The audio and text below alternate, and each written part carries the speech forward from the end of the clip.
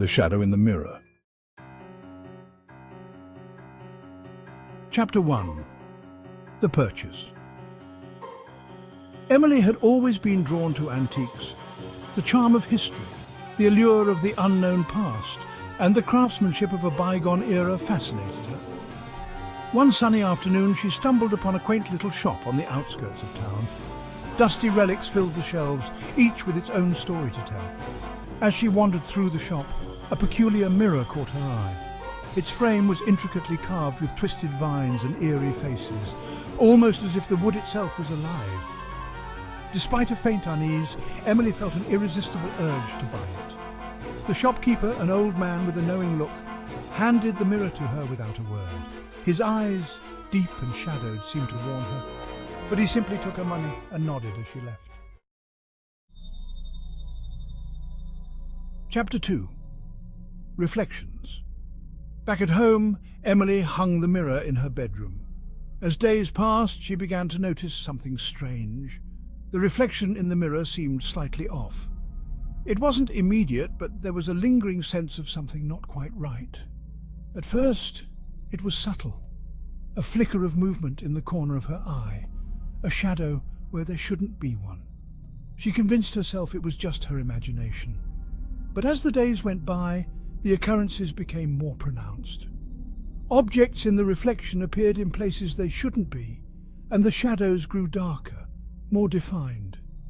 One night, while getting ready for bed, Emily caught a glimpse of something in the mirror that made her heart race. There, standing behind her reflection, was a dark figure. She spun around, but there was nothing there.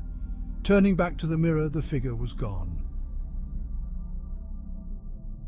Sleep eluded Emily that night. She lay awake, staring at the ceiling, her mind racing. The next day she decided to investigate the mirror. She scoured the internet for any information about it, but found nothing. Determined, she returned to the antique shop. To her dismay, the shop was gone. The building stood empty, as if it had been abandoned for years. Confused and scared, Emily went back home. The mirror seemed to mock her with its silence, the twisted faces in the frame more menacing than ever. That night, as she lay in bed, the figure returned. This time it didn't vanish when she turned around. Instead, it grew clearer, stepping closer to her reflection. Emily's breath hitched as she watched in horror. The figure raised a hand, its long fingers pressing against the glass from the inside. Emily knew she had to get rid of the mirror. She took it down and carried it to the basement, hoping to forget about it. But the figure haunted her dreams, whispering her name in the dead of night. Desperate, she sought the help of a local historian, Mr. Thompson. Mr. Thompson listened to her story with a grave expression. He told her about a legend of a cursed mirror crafted by a deranged artisan who trapped his victims' souls within the glass. The only way to free them, he said, was to confront the spirit and break the mirror. That night, Emily steeled herself for what was to come. She retrieved the mirror from the basement and placed it in the center of her living room. Armed with a hammer, she stood before it, waiting.